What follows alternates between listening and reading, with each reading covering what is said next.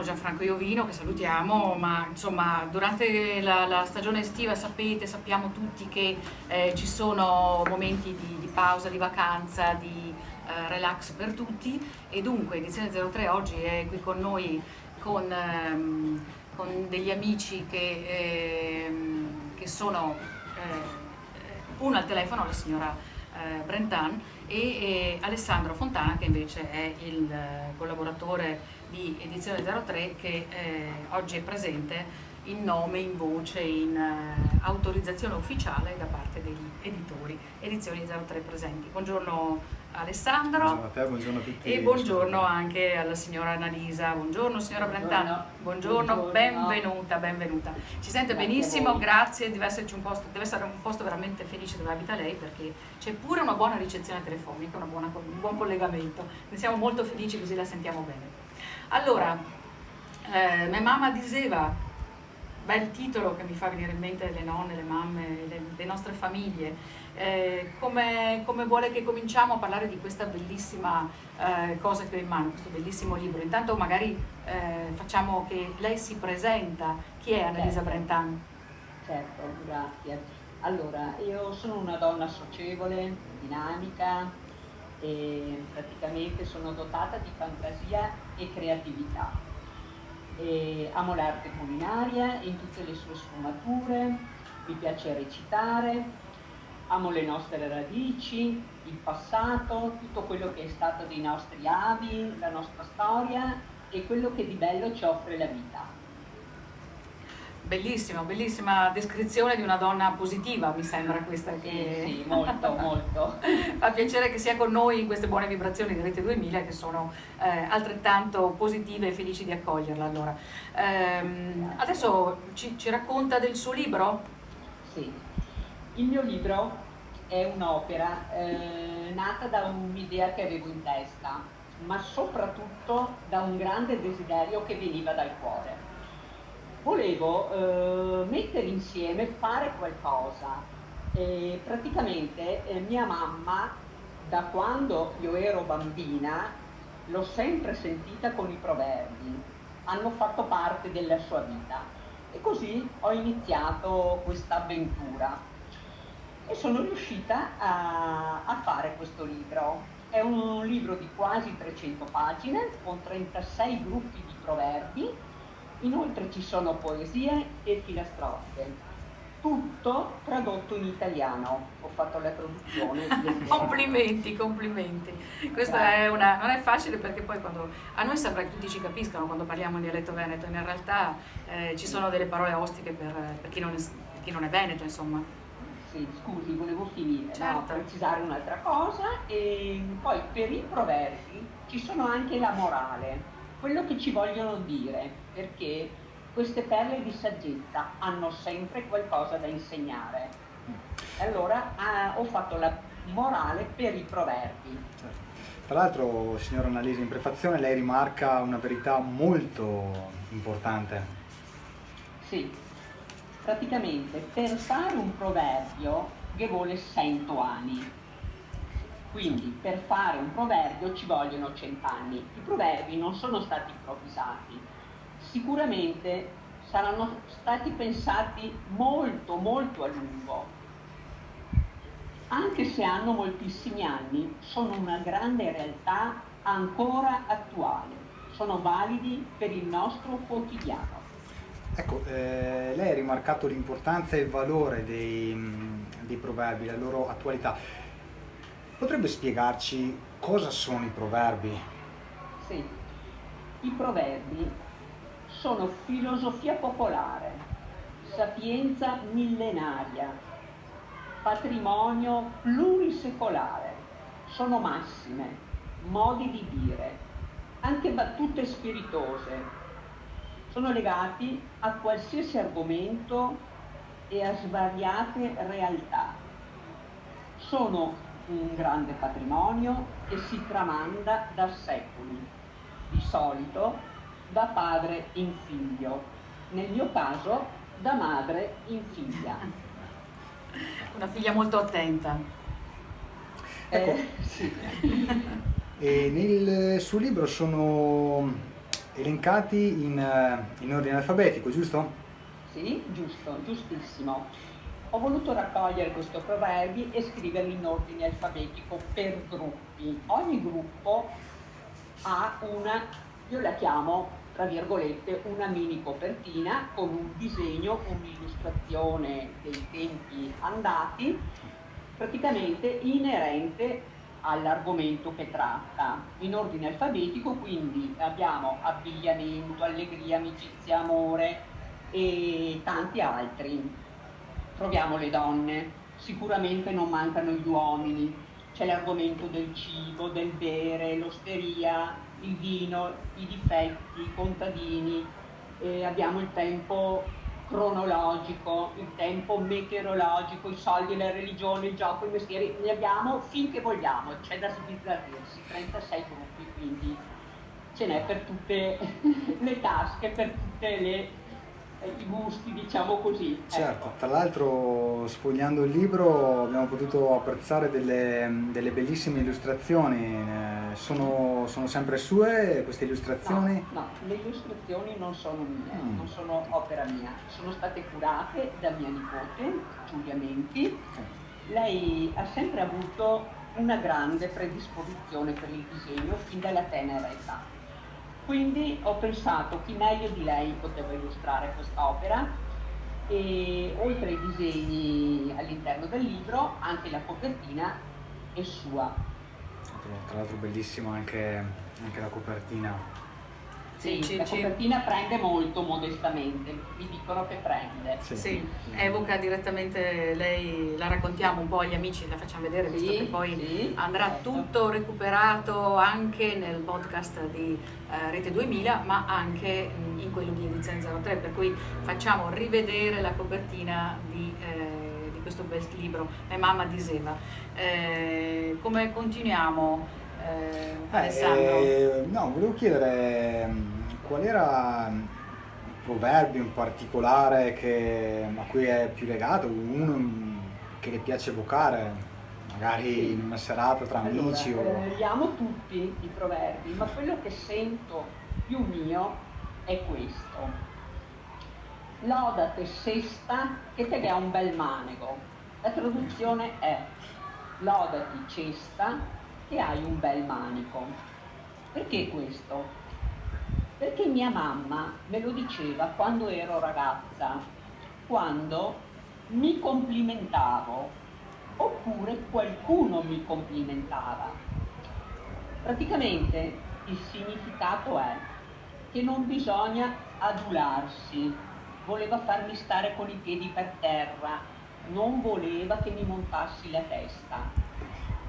Per questo la cesta non deve dire che ha un bel manico, praticamente il succo di questo proverbio, la morale come diceva prima, sì, è che non dobbiamo complimentarci troppo, magari da ragazza succedeva e lei me lo Rimarcava. Rimarcava. Insomma, la modestia è una cosa che le mamme sapevano, praticavano e ci accompagnavano verso un atteggiamento modesto. Complimenti alla sua mamma, perché è una delle cose che bisogna spesso ricordare queste a noi tutti i giorni. C'è sempre chi si loda e si imbroda un po' tanto, un po' troppo forse, no? È quello che ha più verità e saggezza secondo lei di ogni altro tra quelli che ha scelto per il suo libro, signora Annalisa? Ce ne sono tanti di saggi, perché appunto queste sono perle di saggezza. Però per stare in tema di tradizioni direi: è meglio bruciare un paese piuttosto che perdere una usanza. È meglio bruciare un paese piuttosto che perdere una tradizione. Perché questo probabilmente è basata... proprio significativo, è proprio inerente a quello che rappresentano i proverbi, la nostra cultura, il nostro passato. Praticamente ci dice che non bisogna mai perdere le tradizioni, piuttosto bruciamo un paese. Quindi... non letteralmente, insomma, però bisogna capire il senso del valore della tradizione e piuttosto sacrificare altre cose importanti, ma non perdere questa tradizione di cui si è parte, insomma. Perfetto. E poi ho visto, sfogliando il suo libro, che ci sono anche delle raccolte di poesie, signora Annalisa. Ci sono anche delle poesie che sono molto belle, sono profonde, sono divertenti, parlano delle nonne, dei nipotini, della vita, e sono veramente simpatiche. È un piacere leggerle e sfogliarle. Io sto sfogliando il libro e vedo che ci sono delle cose che riguardano la sua mamma, ma poi insomma anche tante altre cose che si raccontano. E fra l'altro, lo dico per chi non ha in mano il libro, le poesie sono dialettali, ma c'è anche la traduzione vicina, insomma. Lei accompagna tutti quanti noi lettori non veneti, diciamo, all'interno di queste sue parole. Sì. Sempre, c'è sempre la traduzione di tutto, quindi diciamo che viene anche più facile anche per persone, come ha detto lei, anche per persone che non sono venete. Ecco, tra l'altro, signora Annalisa, abbiamo visto che ci sono poesie che parlano di nonne, nipoti, di vita vissuta. Ecco, ce n'è una in particolare che le piace ricordare o che vorrebbe raccontarci?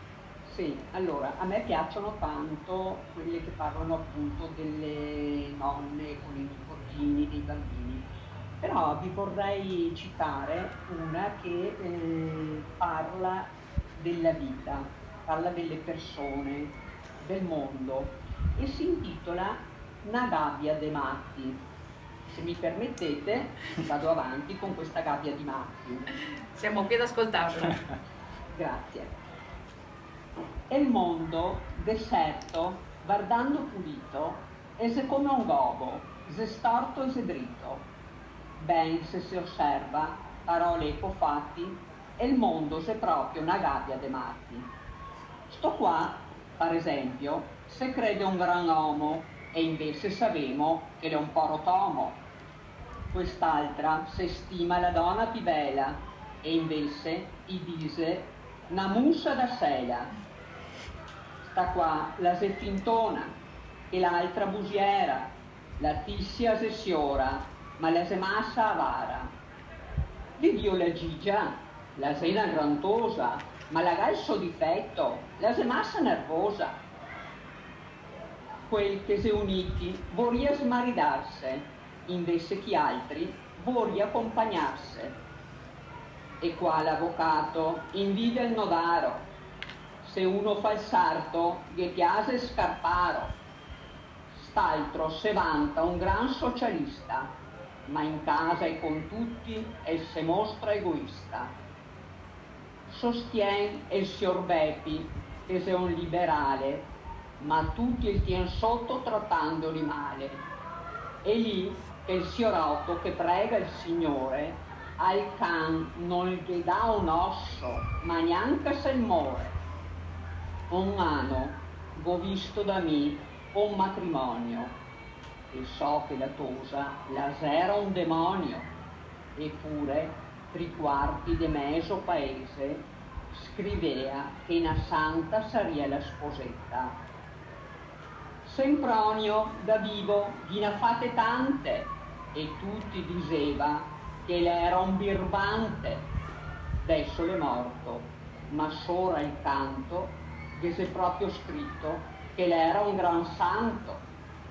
Sicché se guarda parole e fatti e il mondo è proprio una gabbia de matti. Grazie, sentiamo un po' di...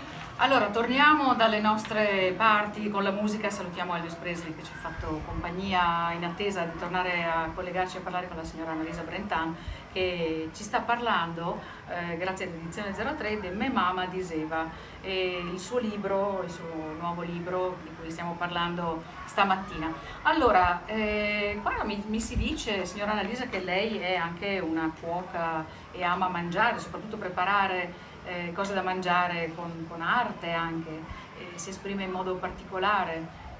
Come è nata sempre con la passione della sua mamma in cucina o è nata da lei la passione per i piatti? La passione per i piatti è nata da mia mamma, solo che mia mamma faceva i piatti tradizionali, i piatti che facevano tutte le donne di una volta. Io invece amo mangiare, amo tantissimo preparare entrambi le versioni, sia i piatti tradizionali, quelli che proprio ormai non ci sono più, sono veramente in disuso, quelli che proprio facevano le nostre nonne, le nostre bisnonne, e però amo anche i piatti nuovi, piatti creativi, ci metto la mia fantasia e così il piatto lo sento veramente mio, curando anche l'aspetto estetico.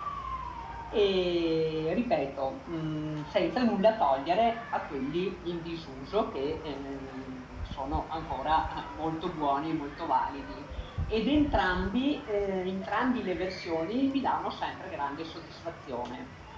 Sì, è bello questo che dice, perché va bene, salviamo le tradizioni bruciando pur dei paesi, insomma, come si diceva prima, però a volte non si trovano certi elementi, certi materie prime più facilmente come si trovavano una volta uscivano in cortile e trovavano il latte, il burro fatto, insomma le cose più semplici le avevano a portata di mano, noi dobbiamo cercarle ormai di questi tempi. Era il Però, famoso chilometro zero. Il chilometro zero, insomma, era molto più che zero, era l'autoproduzione che veniva premiata e sulle quali però le nonne, su queste materie prime vicinissime, le nonne creavano comunque, e lì vuol dire quello loro che c'è. le avevano, diciamo, in casa, no? Erano quasi tutti contadini a quei tempi, Certo. avevano, che ne so, le ossa dei maiali, che chiamiamo in Veneto le ossi di mascio, che Sì. gli uomini diventano matti per un piatto così, però in casa... Se qualche dietologo ci sente invece sviene probabilmente. Bravissima, oppure le trippe, Esatto. così. Sulle quali le nonne dovevano veramente arrampicarsi per fare delle cose buone, ma le hanno fatte, le hanno trasformate filtrando questa essenziale consapevolezza di quello che c'era, di quello che si poteva usare. Però si dice anche di lei, Annalisa, che ha un grande talento nel preparare i dolci, ce lo racconta? I dolci sono il mio cavallo di battaglia, cioè quelli mi prendono veramente, quelli sono proprio il mio forte. E direi che modestamente mi riescono bene anche quando la ricetta è nuova, quando è una ricetta che non ho mai provato, io la faccio e diciamo che non ho mai o quasi mai buttato via un dolce perché non è riuscito, insomma. Mi vengono, forse è una dote mia, così c'è chi ha una dote, chi ne ha un'altra e mi riescono. E anche se do la ricetta ad un'amica non viene uguale, mi dice ma no, non è uguale, è diversa, ma a me non è venuta bene come è venuta a te, è così. Sì, ma ci sono nelle cucine delle situazioni, la mano, l'ordine degli ingredienti, le temperature, gli ambienti poi, no? Che sono colonizzati da batteri, buoni, quelli positivi che servono per lievitazioni e fermentazioni, che sono nella sua cucina probabilmente sono particolarmente selezionati e adattivi. Se lo faccio io, le giuro, a me non lievita neanche nulla, di nulla. Bisogna provare. Esatto. Una volta, 2, 3. No, bisogna tentare insieme con qualche maestro come lei. Allora i difetti di chi come me non fa lievitare neanche una pizza già lievitata potrei migliorare, però sono situazioni ed è un piacere sapere che i suoi dolci non vanno sprecati, che c'è chi li apprezza moltissimo. Non vanno sprecati, gli do via, sono sempre apprezzati molto. Le sottolineo che in questo caso finire il discorso riguardo i dolci. Anche in questo caso io preparo dolci nuovi e sfiziosi, cose un po' particolari, e anche quelli tradizionali delle nostre nonne. Cioè, chi è che non conosce la torta moglia, chiamata tra virgolette, mi passi i termini, mi perdoni la puttana, no? No, certo. Chi è che non conosce questo? Ecco, beh no, magari noi veneti la conosciamo e la pratichiamo perché è una sì, magari altre persone da fuori sì, pensano che stiamo straparlando, ma non è così, credeteci, perché è proprio un attimo in termini. Ma no, lo diciamo. Ho citato questa perché è proprio quella base, la tradizione tipica, tradizionale, che tutte le nostre nonne e bisnonne facevano, no? Poi certo. Anche tante altre. Quindi ecco, io preparo dolci nuovi, moderni e anche quelli delle nostre nonne. In disuso anche quelli. Stanno un po' andando, ecco. No, volevo segnalarle che io sono una assaggiatrice di professione, quindi nel caso mi faccia sapere. Benissimo. Non sto scherzando perché lo faccio davvero per professione, però non voglio impegnarla in questo, ma qualche torta, qualche briciola di torta buona delle sue l'assaggerò con piacere. E mi dice che cos'è la Compagnia della Filigrana, ne fa ancora parte, com'è che si attiva questa Compagnia della Filigrana? Sì, faccio ancora parte della compagnia teatrale Filigrana, è nata un po' per scherzo, ancora tanti anni fa. Io sono una delle prime che appunto ha aderito, che ha iniziato con questo gruppo. Ho recitato proprio un mese fa in una nuova rappresentazione dal titolo Nemo a far foglia. La traduzione letterale è andiamo a fare foglia. In questo caso si intende la foglia del gelso, perché è la storia di una famiglia veneta ambientata nei primi del Novecento che coltiva i bacchi da seta. Una volta si coltivavano i bacchi da seta in casa, mangiavano le foglie del gelso e molte persone vivevano con questo lavoro. È una storia che ha del profondo, ha del vero, però è anche divertente in famiglia, c'è il nonno, c'è la nuora, c'è la cognata non sposata che veniva chiamata zitella, ci sono dei battibecchi tra gli anziani, tra i giovani, cioè è anche divertente, è briosa. Benissimo, sarà. E dov'è che la compagnia della Filigrana propone questi spettacoli? Allora, magari capita che si propongono, poi qualcuno chiede di farlo un'altra volta, cioè se lei segue la Filigrana trova tutto, trova le date, trova gli spettacoli, le rappresentazioni, e diciamo che vengono fatte anche delle belle cose. Certo, no, ma lo seguiremo con piacere, perché una volta che se ne parla anche gli ascoltatori di Rete 2000 sono felici di capire e sapere dov'è che si possono seguire e sentire queste cose. Ovviamente tutte queste Nemo a far foglia, foglia.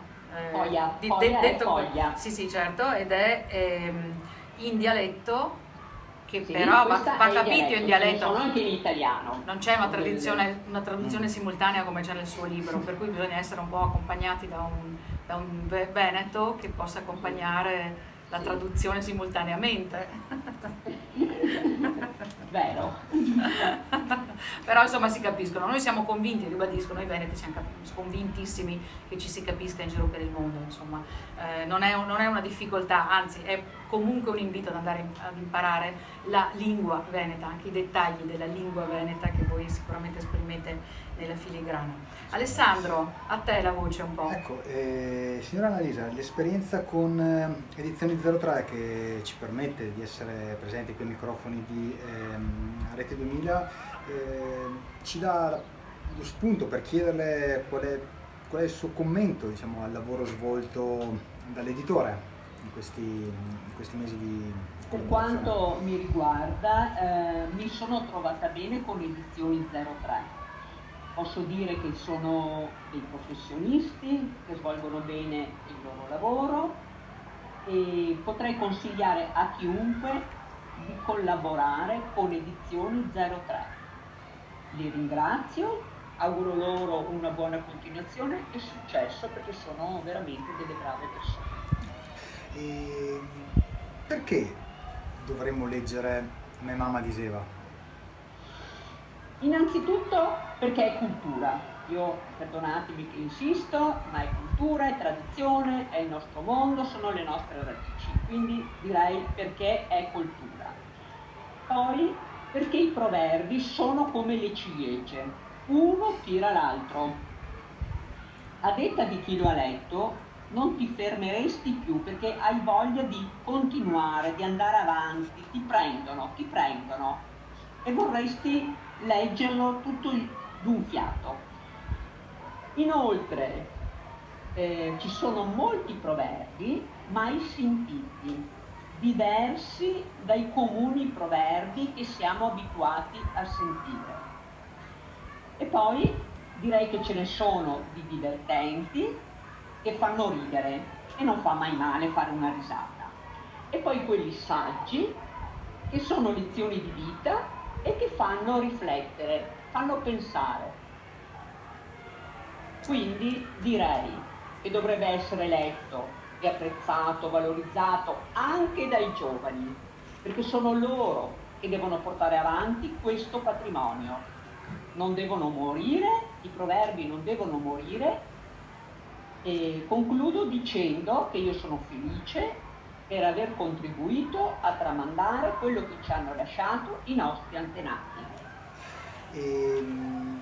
Vorremmo lasciare lo spazio per dedicare ai nostri radioascoltatori un proverbio buono per ogni occasione, se così si può dire.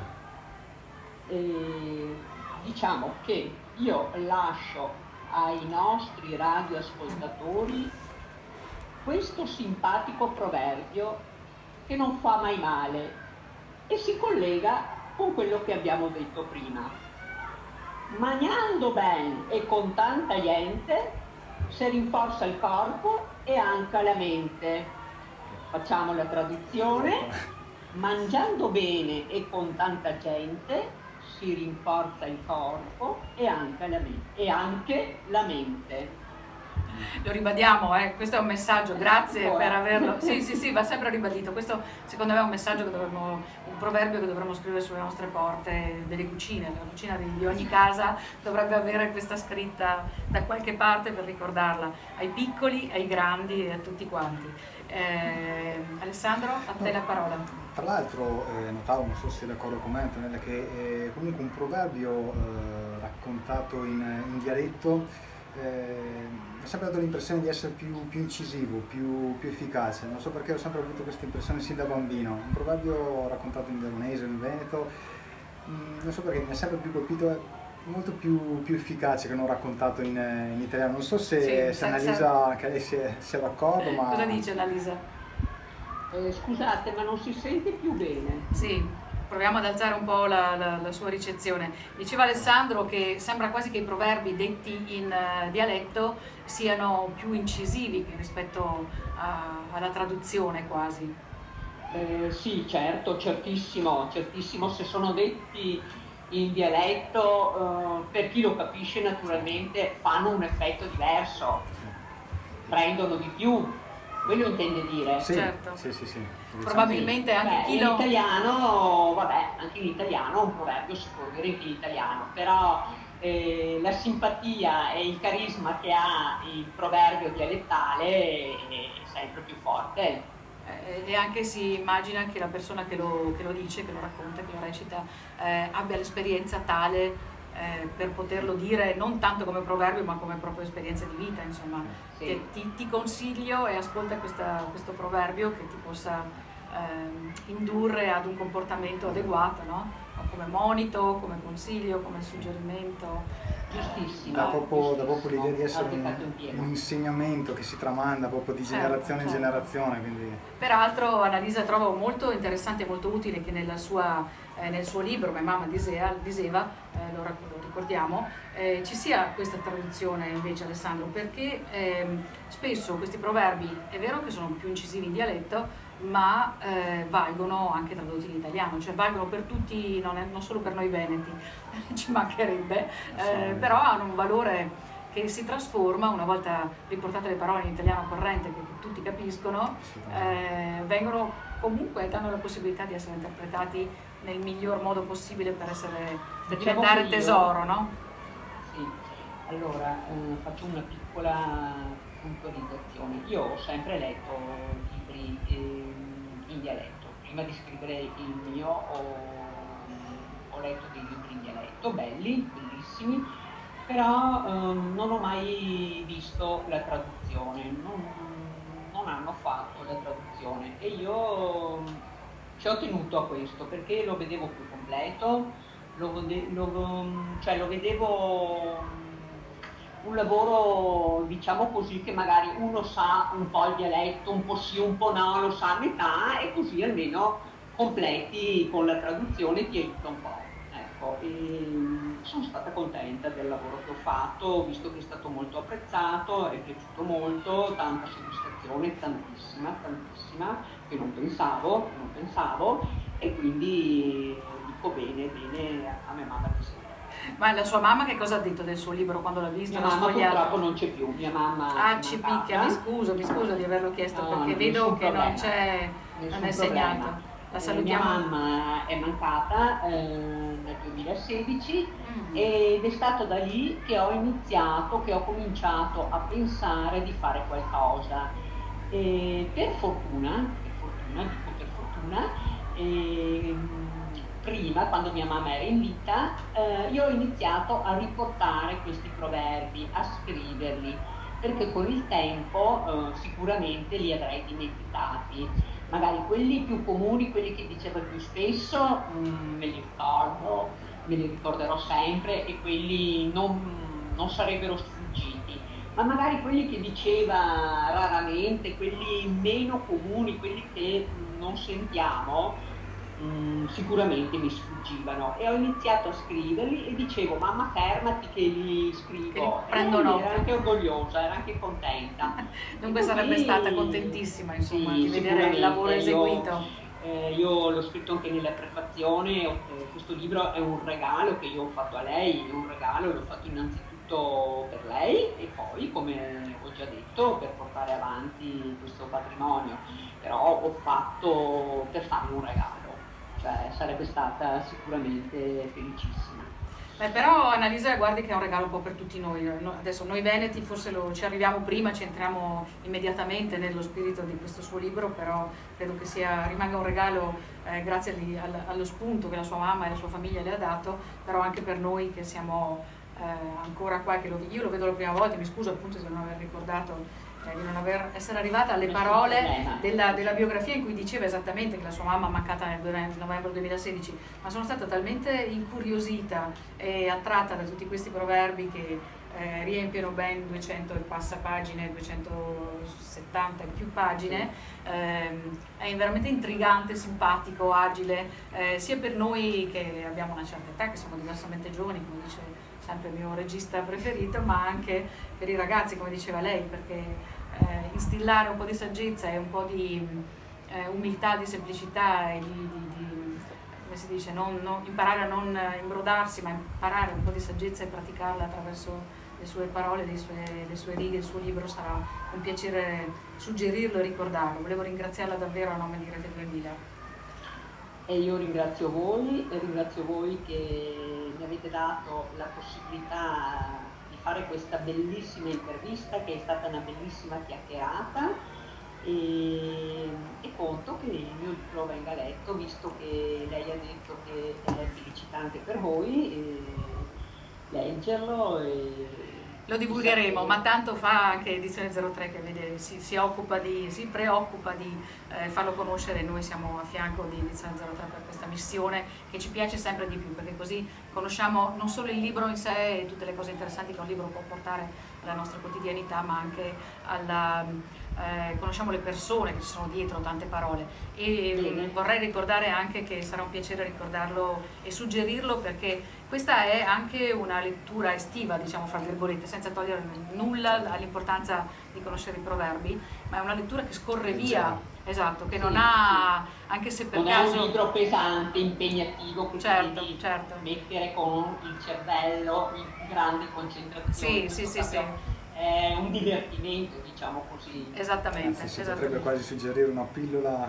Certo, sì, un proverbio al giorno, un capitolo al giorno, e sicuramente toglierà la sciocchezza e la stupidità di torno. Ogni giorno ce ne vuole uno? Ne ha uno? Date un proverbio, quindi con tutti quelli che ci sono ne avete, andate avanti finché volete.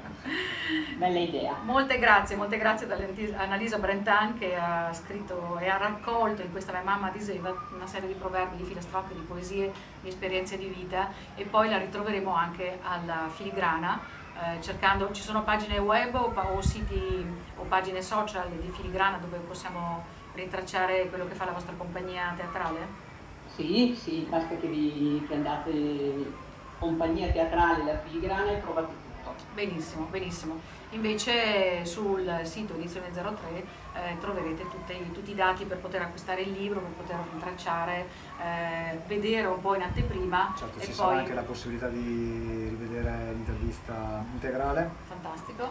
Sul sito di Edizione 03, poi verrà pubblicata sul nostro canale YouTube. E dunque ci sono parecchie vie per potersi avvicinare a Mia mamma diceva di Annalisa Brentan.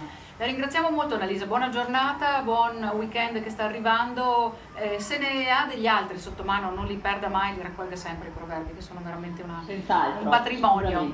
Attendiamo il prossimo. Grazie infinite a voi, è stato un grande piacere. Grazie, buona giornata. Buona continuazione, buona giornata. Anche a lei, grazie da Edizioni 03 e anche da Rete 2000. Molte grazie ad Annalisa Brentan. Torniamo dopo aver fatto questa cavalcata di proverbi, grazie alla signora Annalisa Brentan. Siamo stati nel mondo dei proverbi veneti per un bel po' insieme con Edizione 03, torniamo con Alessandro e sentiamo, prima di chiudere, prima della sigla, c'è una cosa importante che ci piace ricordare di Edizione 03. Sì, grazie Antonella. Niente, noi volevamo ricordare a tutti gli ascoltatori che per la seconda volta... Lo rifacciamo. Chiedo scusa? Ci sono delle cose che succedono ma che non dovrebbero succedere. Ma è il bello della diretta. Sì, è questo e non solo. Eccoci, i nostri grandi mezzi tecnici ci hanno permesso di riprendere con la voce normalmente. Eccoci qua. Grazie Antonella.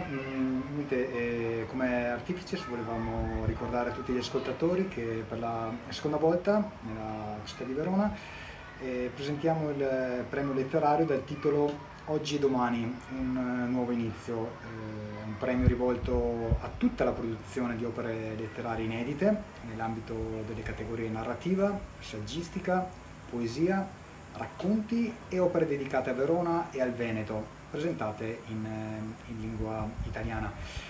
I contenuti, come suggerito dal titolo, dovranno naturalmente essere inerenti al tema un nuovo inizio, quindi trattare di novità, cambiamenti, ripartenze, o meglio nuove partenze, opportunità, seconde chance, innovazione, ma anche le difficoltà che sono incontrate, quindi stalli, ostacoli, instabilità, incertezze e dubbi, che sono poi quelli che ci hanno purtroppo lasciato questi lentamente, da cui per fortuna sembra che stiamo uscendo lentamente, ma bene.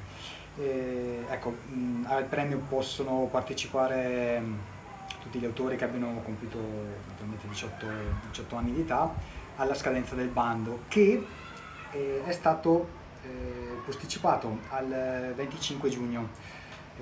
questo spostamento si è reso necessario perché il giorno fissato per la premiazione, che avrebbe dovuto essere domenica 12 giugno ha coinciso con esatto, la tornata referendaria ed elettorale nel nostro comune, nel nostro comune, certo. E ovviamente le opere dovranno essere inedite, quindi diamo spazio a chi ha delle nuove idee. Esatto, creatività. E sono previste appunto 5 sezioni di narrativa, quindi potrebbero essere dei romanzi, delle novelle o dei racconti di un numero massimo di caratteri. Tra l'altro sono tutte informazioni che potrete reperire sul sito di Edizioni 03, che è www.edizioni03.com, dove ci sarà tutto comunque il regolamento e i termini. Certo.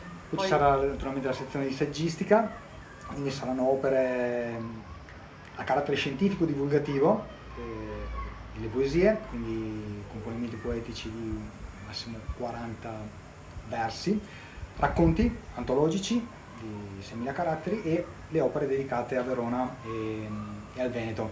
Questi componimenti, diciamo, dovranno rientrare in una delle 4 categorie precedenti, quindi con sviluppo di un tema dedicato alla nostra città o alla nostra regione. Alla regione Veneto. Certo. Benissimo. Per cui ricordiamolo che per trovare tutte queste informazioni, per trovare anche il modello e i dati sui quali fare l'iscrizione, certo, e poi questi dati inviarli anche ad Edizione 03, si va sul sito edizione03.com.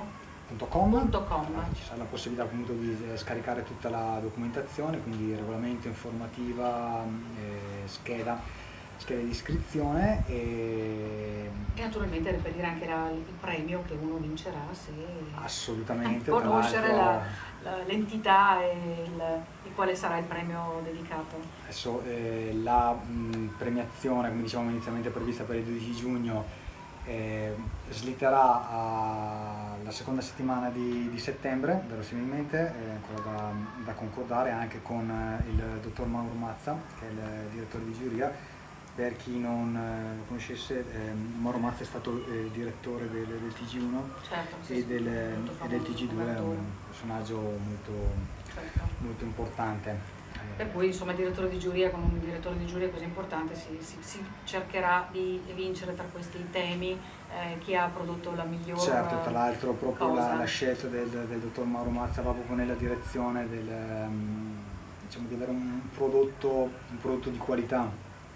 Quindi anche proprio dal punto di vista dei contenuti. Uno stimolo, uno spunto in più per andare verso cose migliori di quelle che uno fa tutti i giorni o dice tutti i giorni, certo, o scrive tutti i giorni per allietare gli amici e la compagnia, no? Diciamo come Edizioni 03 abbiamo proprio questa mission, quella di valorizzare, di incentivare la produzione di testi di qualità che parlino di cultura, ma non solo.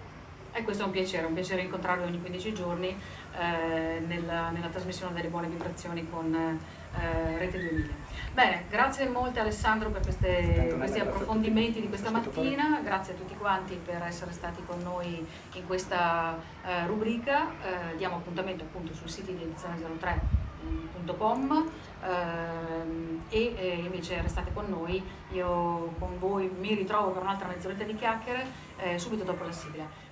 Avete ascoltato Autori e Letture, una produzione di Rete 2000 Web in collaborazione con Edizioni 03. Ha presentato Gianfranco Iovino.